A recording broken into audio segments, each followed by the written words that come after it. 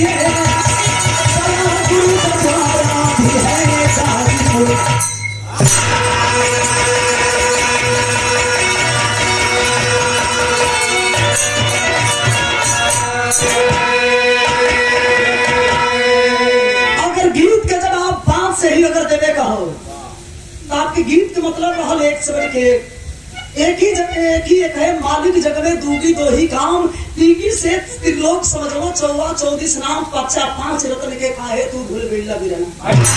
लेकिन तनी बिरहा के आनंद ले जा। बिरहा में कवि जी हमारे गजल के अंदाज लिखल बहादुर।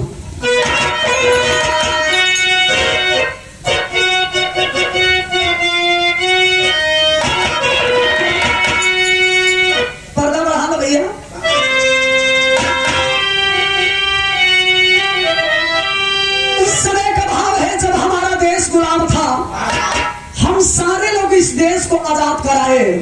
उस समय कवि का इशारा क्या है बहादुर।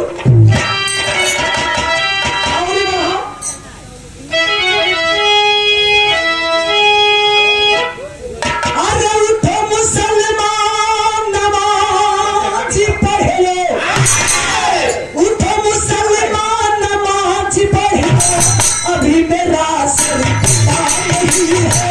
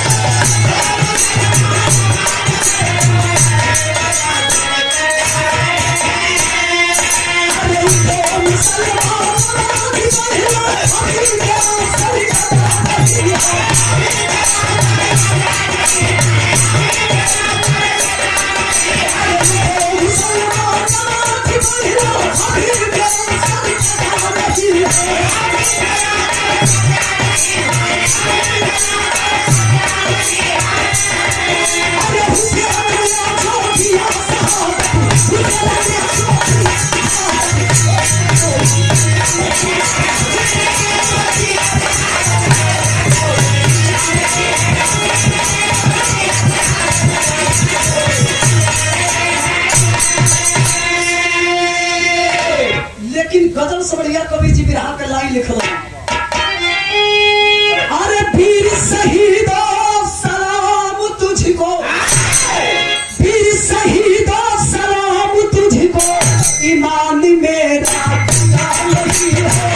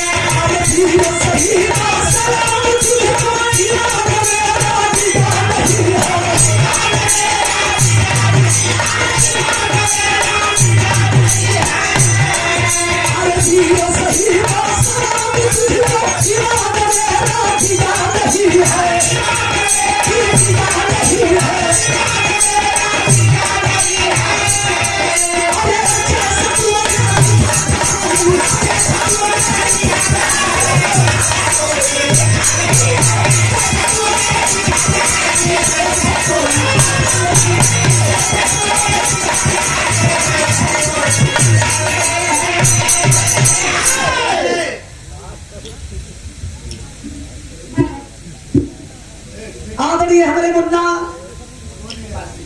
पासी जी के सौजन्य से सागर 201 रुपए का आशीर्वाद, बहुत बहुत प्रणाम। वीर शहीदों, सलाम तुझको, ईमान मेरा डिगा नहीं है। जैसा तुमने लिखा कहानी वैसा कोई लिखा नहीं है। याद कीजिए उस वक्त का जब हमारा देश गुलाम था। हम केवल एक ही नारा लगाते थे और खून दे करके देश को आजाद किए। लड़ाई आज भी जारी है। आज भी प्रतिदिन हमारे देश के जवान सरहदों पे कुर्बान हो रहे हैं। यहाँ एक फौजी जवानों का सवाल नहीं, यहाँ दो फौजी जवानों का सवाल नहीं। प्रतिदिन हमारे देश के बहादुर जवान सरहदों के ऊपर अपने आप को कुर्बान कर रहे हैं। कहानी कौन समय के बिरहा के अंदर नजम के लाइन लग गई।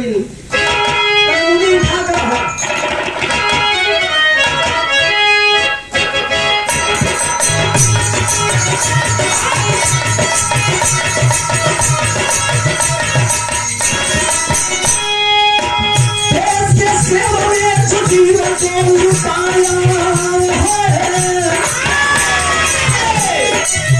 देश के सेवा में जो जीवन को लुटाया है, सिंहासन शहीदों का शरीर में लुभाया है।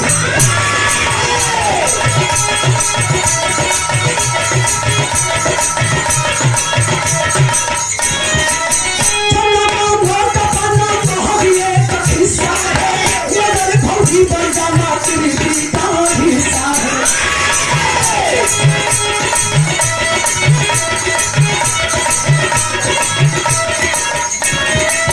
शहादत की नदी गजबूर से निकलती है, सभी जवानों की हर घर से मचलती है।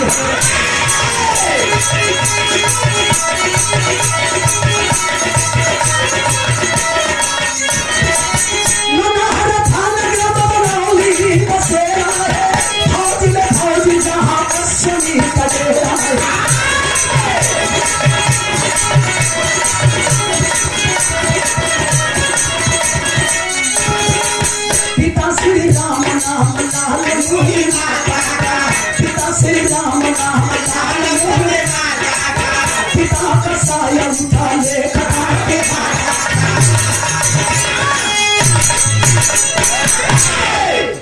अच्छा तो साझे से बड़ा मुंह होना चाहिए। हमके निवेदन बा, विनती बा आप सबसे, शांति बना के बिरहा के आप लोग सुन ले। और इंसानियत नाम की चीज आप लोग के दिल के अंदर हुई। ये बाबू आंख से आई चाहे ना आंसू, लेकिन एक बार सोचे पर आप जरूर मजबूर हो जाइए। हमारे देश में तो ही ऐसे लोग हैं जिनको हम नेता मानते हैं। जानते हैं पहला हमारे देश में कौन ऐसा व्यक्ति है जिनको हम हीरो कहते हैं? दो ही हीरो ऐसे हैं देश में, किसान और सीमा पर जवान। अगर हमारे किसान भाई नहीं रहेंगे, अगर खेत ना जोताई ना बोआई, तो जितना ये अंबानी आई वालों, अंडानी की फंडा, ये पूंजीपति वाला लोग, ये मैं जना के मुंह में लाला कर जाएगी। जिस देश को हमारे बहादुरों ने आजाद कराया, हिंदुस्तान की धरती कोई साधारण धरती नहीं है, जिनको हम सोने की चिड़िया कहते हैं। India is the golden bird, हमारा देश सोने की चिड़िया कहे जाने वाले देश। आज के समय में गोबर की चिड़िया भी कहे जाने में शर्म आती है। आए दिन बहादुरों ने अपने जानों की बाजी लगाते हैं। जिला गाजीपुर, थाना नौनहरा, ग्राम चकदाऊपुर के रहने वाले एक किसान और यादव बिरादरी का छोटा परिवार। घर के मेन गार्जियन पिताजी के नाम श्री राम यादव, माई के नाम लाल मुनि देवी। लाल मुनि देवी से भगवान 3 गो बेटा देने बड़ो। सबसे बड़ा बेटा जिस बेटे का नाम अश्वनी कुमार यादव, मझिलका बेटा जो ने बेटा के नाम अंजलि कुमार यादव, तीसरा का बेटा जो ने बेटा के नाम अमन कुमार यादव। अमन कुमार यादव के 12 साल के भी उम्र हो। पिताजी किसानी करो तो सोच बड़ी ऊंची है। हम किसान हैं तो क्या किसानी करेंगे और अपने तीनों बच्चों को पढ़ा करके अच्छा इंसान बनाएंगे। ये समय कौन सी की जरूरत है ज्यादा? एक रोटी कम खाइए चलेगा, अच्छा कपड़ा नहीं पहनिएगा चलेगा, लेकिन आप सबसे हाथ जोड़ करके मेरी विनती है कि अपने बच्चों को आप अच्छा तालीम दीजिए, अच्छा शिक्षा दीजिए। पहले का आदमी बोरो ढोई के जीवन के गुजर बसर कर ले। आइए गरी के जमाना में देहे कमाईबा तब समय पर भोजन मिली। पिताजी किसान बड़न सोचिए कि बच्चों के अच्छा इंसान बनाई, लेकिन भगवान को शायद यह मंजूर नहीं हुआ। किसी बीमारी की वजह से श्री राम यादव ये दुनिया के छोड़ के चल बसो। घर के सारा जिम्मेवारी माई लाल मुनि की दे ऊपर हो गई। गरीबी में कैसे वो अपने बचवन के खियावत तरी पढ़ावत तरी। ये बाबू गरीब किसान का बेटा अश्वनी कुमार यादव बचपन से ही बड़ा चंचल स्वभाव के थे। माई के संतावना देता कि माई चिंता मत करो, तो हर बेटा यही गरीबी में पढ़ाई भी करी और नौकरी करी, तो हर बेटा फौज की नौकरी करी। नतीजा निकलल का बिरहन गीत लगे बहादुर।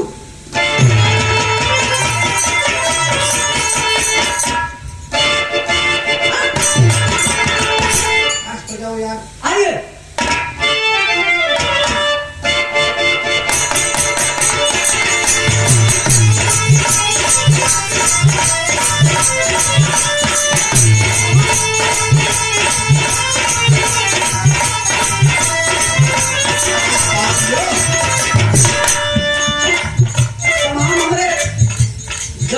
तो हम अमुना है, त्रिभुवन ना है।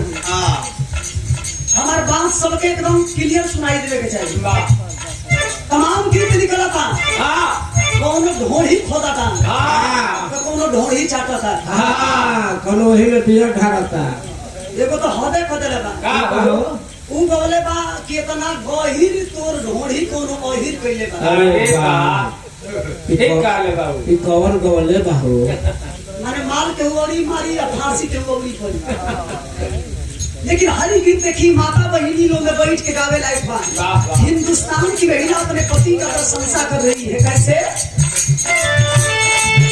झुमका झुला दिया, झुमका झुला दिया,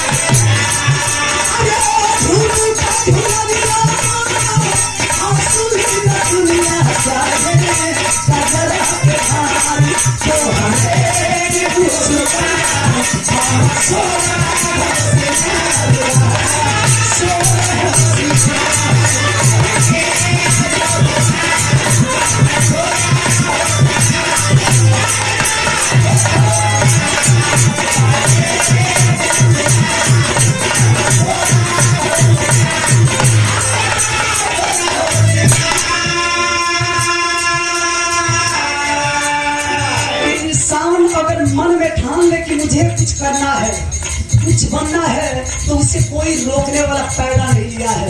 किसान का बेटा मन में ठान लिया कि मुझे फौजी बनना है। लिखना पड़ा क्या? भारती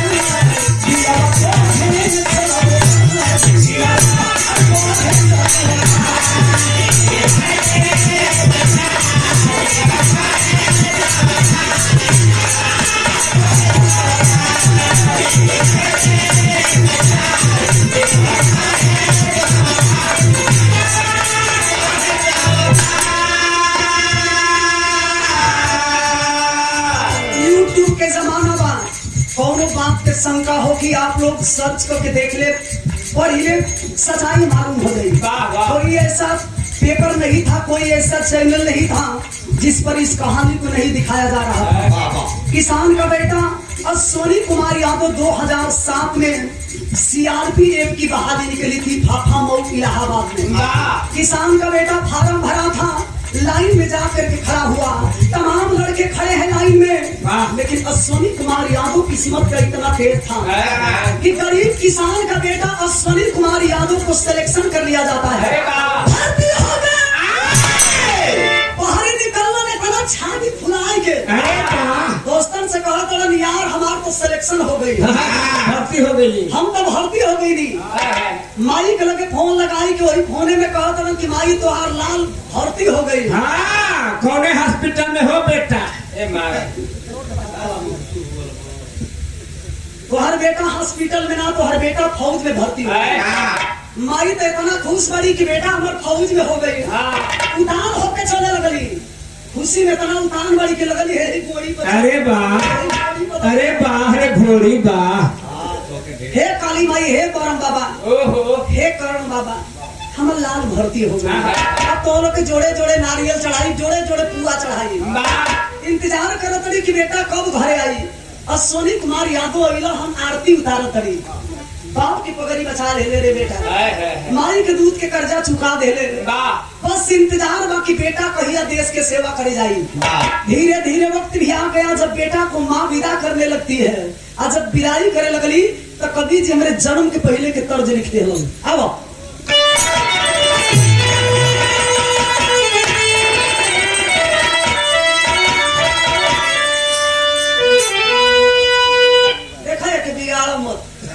के मन से बनाओ। पहला आदमी की बिरहा के मतलब स्वर्गीय रामदेव। रुआ कहानी है कि इतना केसिट हमार बाप इतना ज्योति दिहलो। अच्छा वहाँ का तो ज्योति देनी जोर रहा था, वो खेत के तू परती जोताई जोताई तोरे जांगी में कुआं था तो तू जोता। अरे ज्यादा दूर लागल बा जोता जाई। अभी यहाँ की जिंदगी भर बाबू है तो जोतल खाई जाई। तो कभी जी स्वर्गीय रामदेव गुरु जी के जमाना के तर्ज लिखलो कैसे?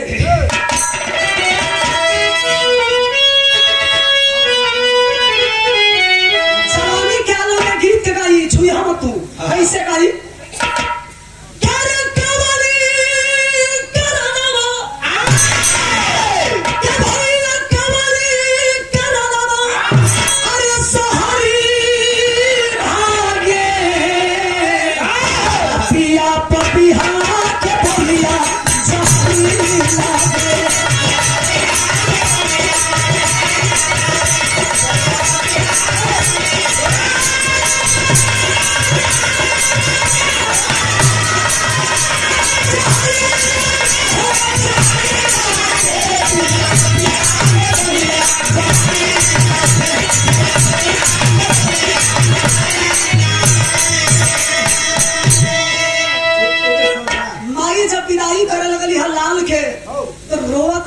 के बेटा एगो माई के छोड़ के एगो माई के सेवा करे जाता रहो ना, तो माई के बात हमेशा याद रखिए। का कहत रही आई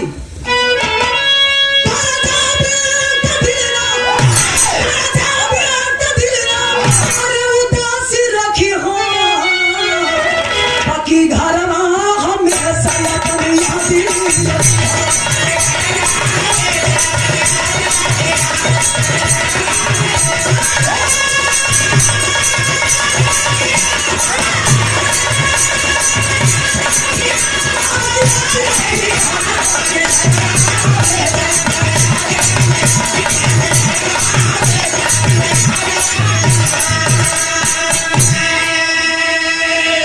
हमके विश्वास हो कि हमारा बेटा माई के मर्यादा को वो जाए ना दी।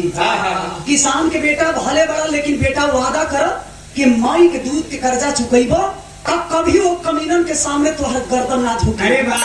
किसान का बेटा अश्वनी कुमार यादव वादा किया कि माँ मैं कसम खाता हूँ कि हिंदुस्तान की पानी कभी खत्म होने नहीं दूंगा। लिखना पड़ा क्या? अरे बेटा वो हमारा रोकी हथियार से रोके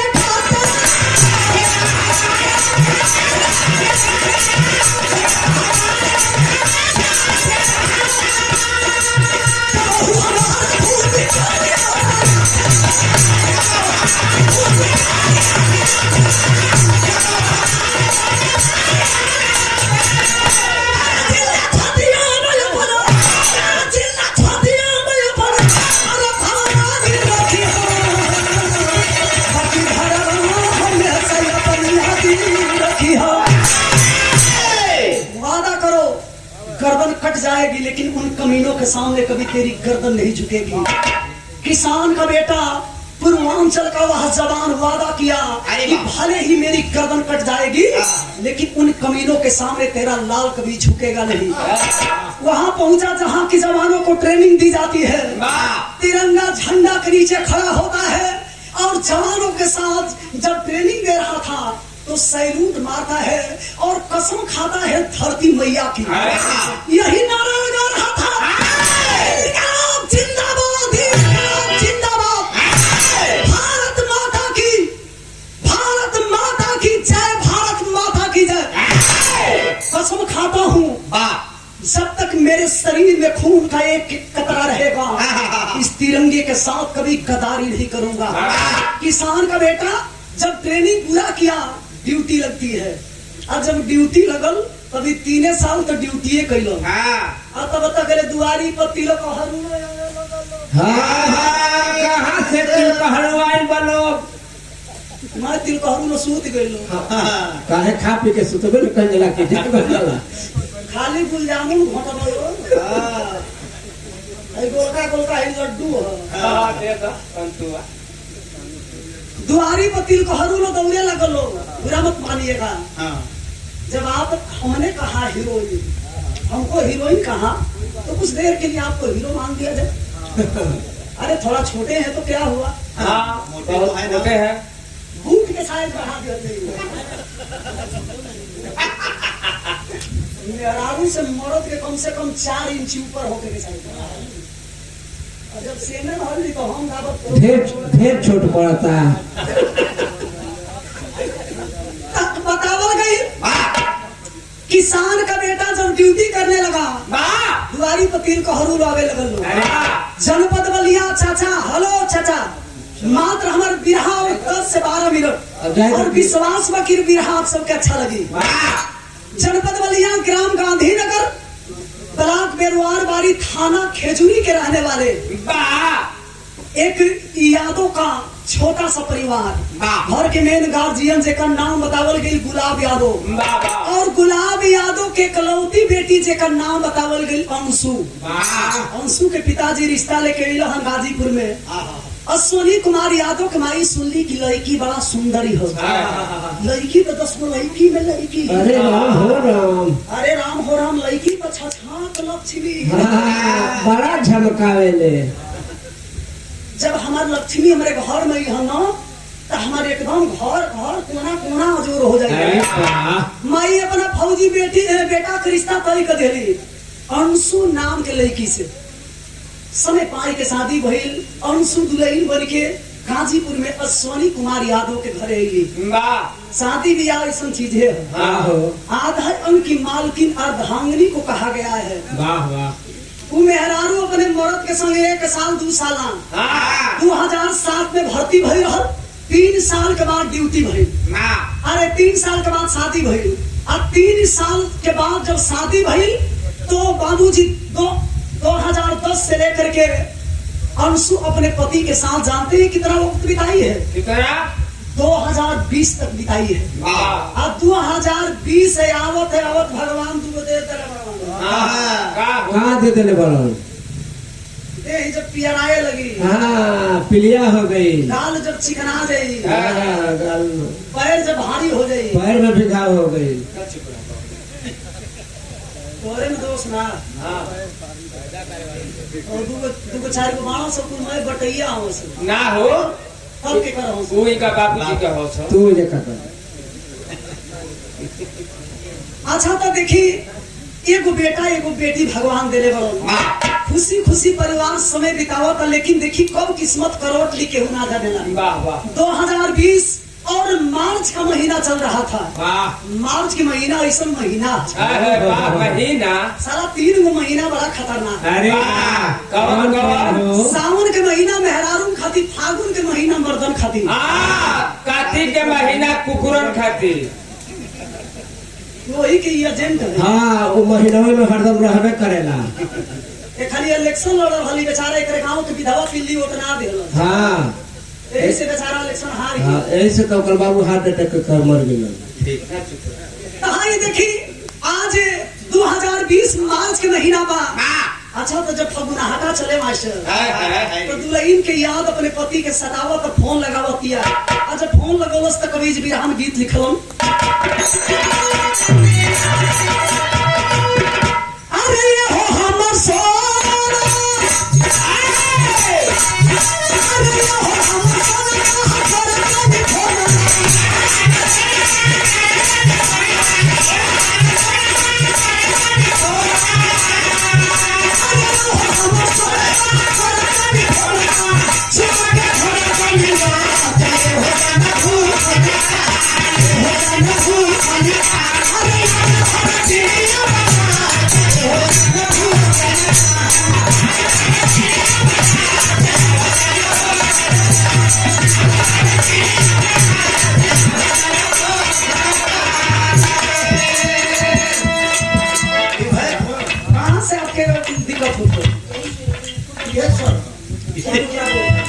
तो हम बोल रहे हैं उसका मत दिलाइए। धूल सड़िया कवि जी बिरहा के लाइन लिखल कैसे? अरे भागी हमें आई ना कपिया भुलाई ना,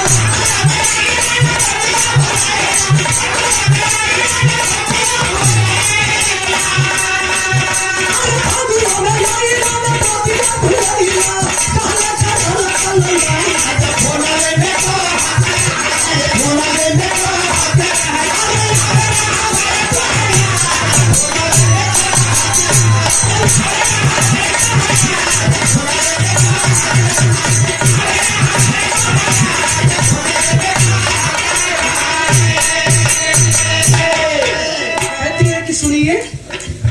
मैं आपकी पत्नी हूँ और आप मेरे भगवान हैं। सही लोग कहते हैं कि फौजियों के सीने में कभी दिल नाम का कोई चीज नहीं है। इतना दिन हो गई गईला का कभी माई की याद ना गेला, भाई की याद ना गेला, इतना सुंदर मेहरारू दिया ये मेहरारू की याद ना गेला। सोना ईसन भगवान आपके दूगो बेटा बेटी तेरे बड़न का कभी बचवन की याद ना गेला। तब देखी देश के बहादुर फौजी जवान अपना बीबी से वो बात कहलन, का कहलन? तबे सरो हरी सांसे रानी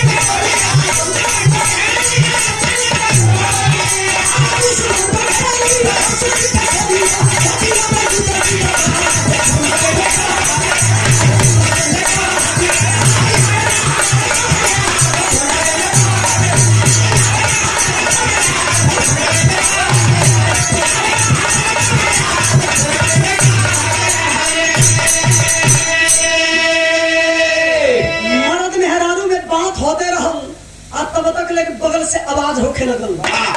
कहते हैं सोनी कुमार यादव को सुनो अंशु, हम ठहरे फौजी आदमी, हम फौजियों के लिए सबसे पहले देश की सेवा, उसके बाद परिवार। ऐसा काम करो कि जल्दी फोन रखो, इस साले बगल वाले लग रहा है हरकत से बाज नहीं आएंगे। एक कमीने बगल वाले दोगले होते हैं। बगल वाले के मतलब निशाना उधर मत लगाइए।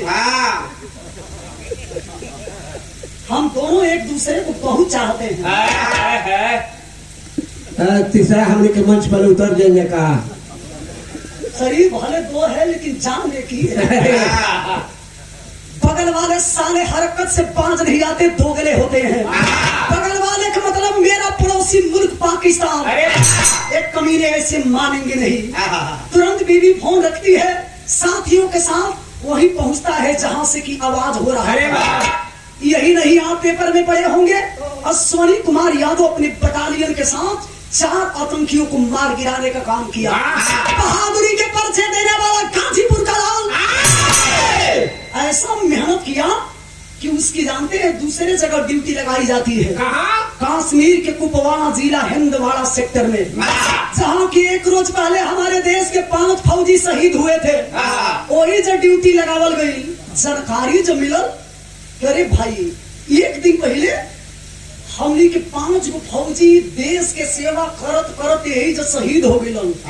अश्वनी कुमार यादव से बर्दाश्त ना भइल, शरीरिया के खुनवा खौले लगल। साथियों को सतर्क कराते हैं, साथियों सतर्क हो जाओ। लग रहा है कि वक्त आ गया है ईंट का जवाब पत्थर से चुकाने का। जब ले के असलहा तैयार भइल हो देश के बहादुर जवान, तो तनी बिरहा चढ़ गई बहादुर।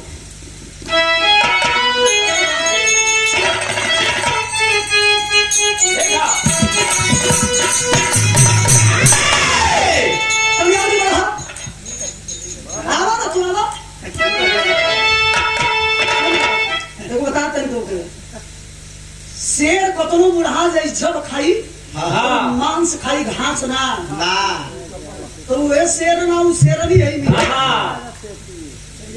अब तू देवे में लागा थोड़ा भूकुर भूकुर है तो आने दीजिए। बिरहा के भाव निकल गई कैसे। बहादुर जवान जब चलन पोजीशन लेके पोजीशन लेते हो, पोजीशन लेके चलन तो धूल से बढ़िया कवि जी बिरहा के भाव निकलो। अरे बदला ले बे चले से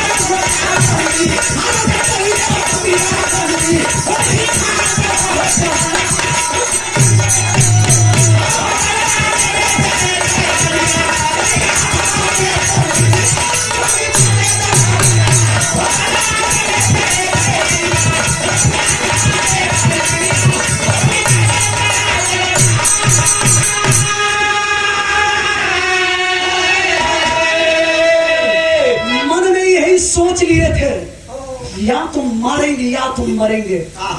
पोजीशन लेकर के देश के जवान जब आके बढ़ने लगे, इनकलाब जिंदाबाद का नारा लग रहा था। मन में यह सोच हो कि जहे भेटे वही जरेलो,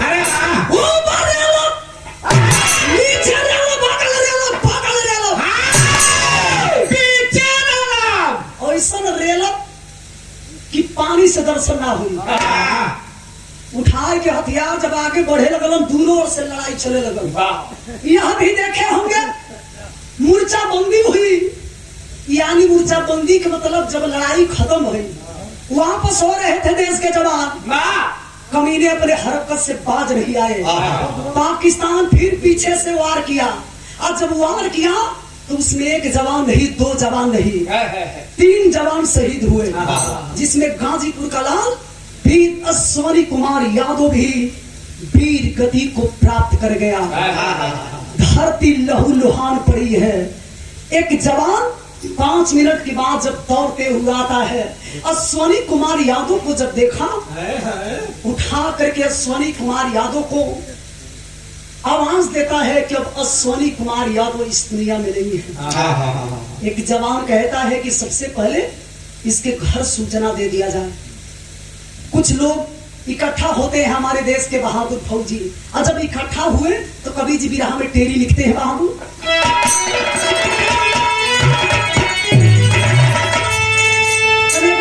बढ़ा अरे नहाई कबल खून में देशवा, ये बात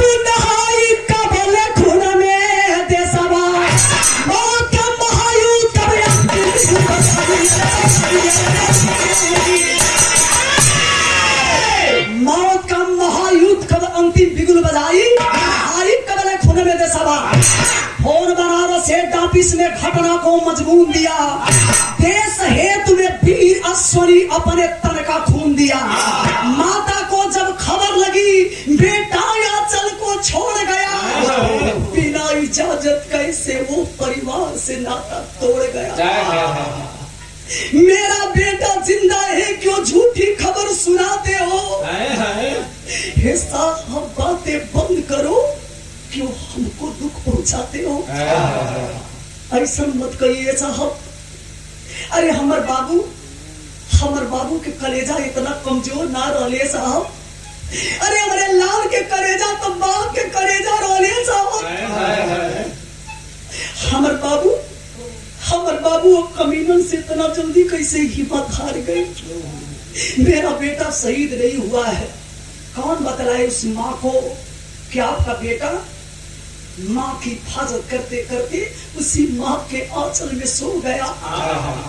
तमाम लोग धीरे धीरे जुटे लगल। माई के इंतजार बत अपने गोदी के दुल्हनुआ के अपने बेटा के इंतजार करत रही कि बेटा के लसिया कब घरे आई। इहो रुआ सबके टीवी पर दिखावल जात रहल। देश के जवान जब अश्वनी कुमार यादव के पार्थिव शरीर को बाबतपुर हवाई अड्डा वहां से बाई रोड लेकर के गाजीपुर में आते हैं तो देखे एक माँ की दिल की बेदरा कवि जी इस गीत के अंदर में लिखते हैं कैसे बहादुर।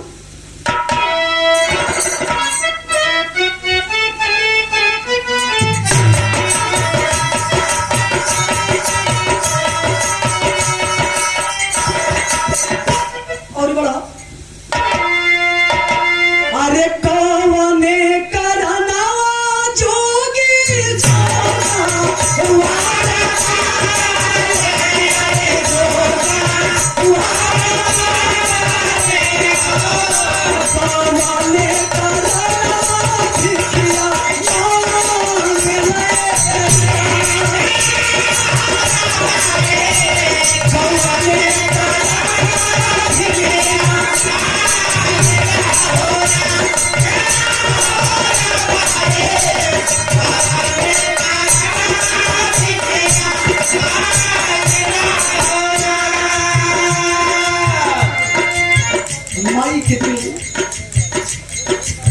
माई के दिल मोम के समान भलाए बाबू।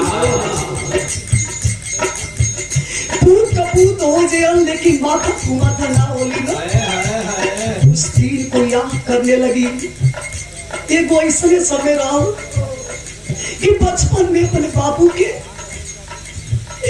आंगन में अंगुली पकड़ के चलने सिखौले रही ना। अपने मुन्ना के कटोरी भारी भारी के दूध पिलौले रही। आज उन्हें बेटा ये दुनिया पे छोड़ दे बस। तमाम लोग जुटल बालन हथवा जोड़ा तरिए बाबू। ये भैया बस एक बार अपने लाल के देख लेती छातियां जुड़ा जाए। रो रही है तो लिखना पड़ा क्या? खाई के पछारा गिरी जाई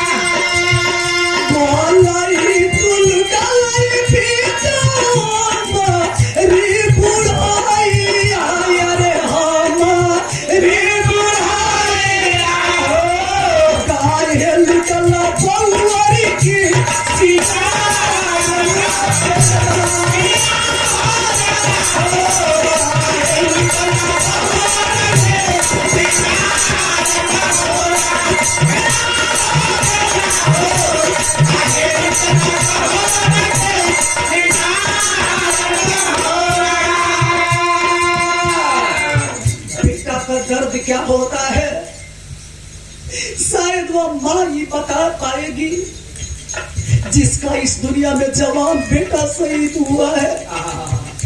रोती है के बाबू? ये भैया बस ये खाली अपने लाल के चेहरा देख लेती ना। अरे हमारे बचावा हमारे बचवा इतना जल्दी कैसे हिम्मत हार गई। कहल आदमी कि पूत कपूत हो जाला ने बाबू, लेकिन माता कुमाता ना बोली ना।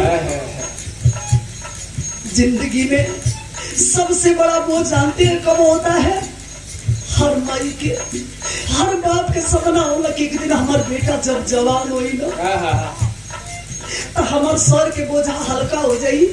वही माई के सामने, वही बाप के सामने जब एगो जवान बेटा की मौत होला ना तो माई के दिल पर, ओ बाप के दिल पर का बीतेला। शायद मैं भी एक माँ हूँ, माई के दिल पर का बीतेला शायद वो माई समझ पाएगी जिसका जवान बेटा इस दुनिया में नहीं है। बिलख रही है, लिख रहे हैं कवि जी क्या? आंसू में डूबल बाटी गाऊं वाना गाया रे बाबो,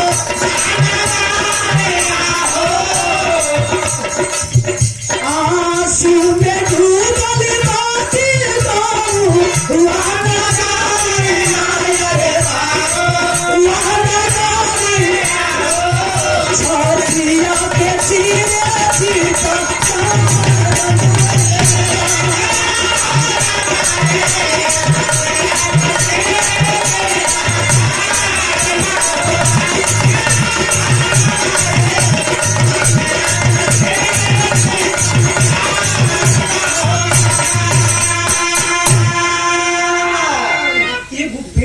जन्मावे खातिर माई कितना कष्ट उठावेली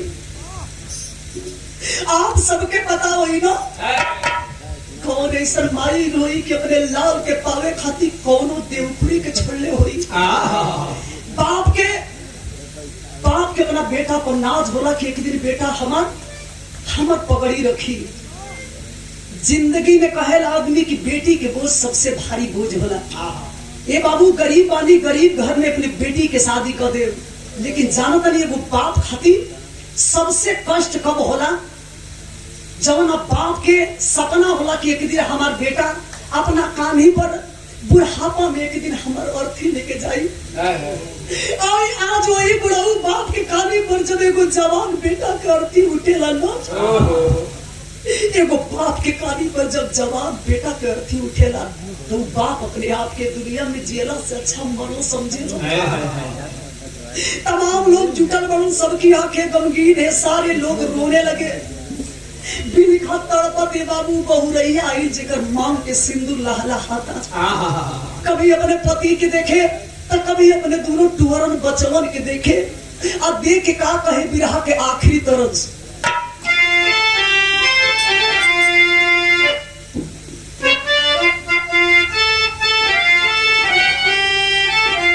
बिटिया रानी की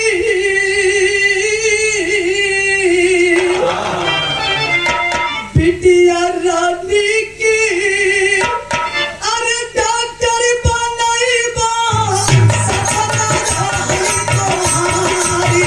बिटिया रानी की सपना रही तुम्हारी। बिटिया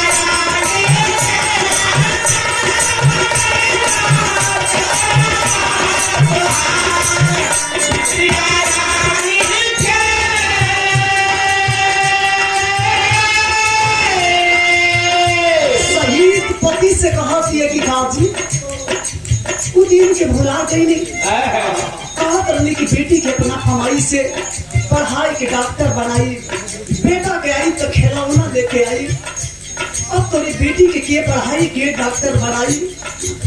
कभी शहीद पति के देखा किया तो कभी अपने टुअरन बचवन के देखे और कहे कि गाजी बस ये खाली मुंह खोल के बोल दी आपके टुअरन बचवन के लेके हम कहाँ जाई? अरे दुनिया में आपके टुअरन बचवन के लेके हम कैसे जियब जी? कौन बतलाए कि जाने वाले कभी लौट करके नहीं आते, कभी जी इशारा करते हैं। एगो मेहरारू के दिल की वेदना कैसे याद दिलाई हम तो हकेता, याद दिलाई हम तो हकेता।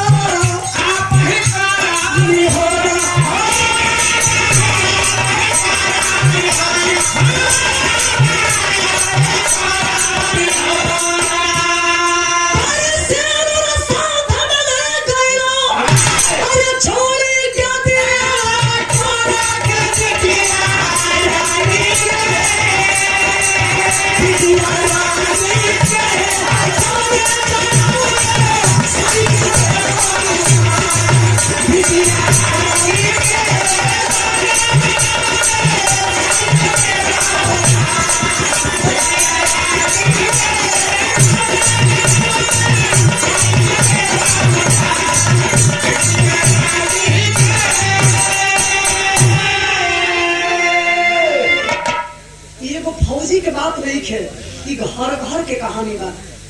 गांव जवार के लोग समझाए विधायक के सोनी कुमार यादव के अर्थी के लेके चलम श्मशान घाट के तरफ। तो कवि जी मात्र 4 लाइन अल्लाह लिखलन, हमार बिरहा लास्ट है, मात्र 4 लाइन कैसे। अरे राष्ट्र प्रेम की बात करे हम, अरे देखे धर्म की अरे भाग्य की कोई जाति न हो,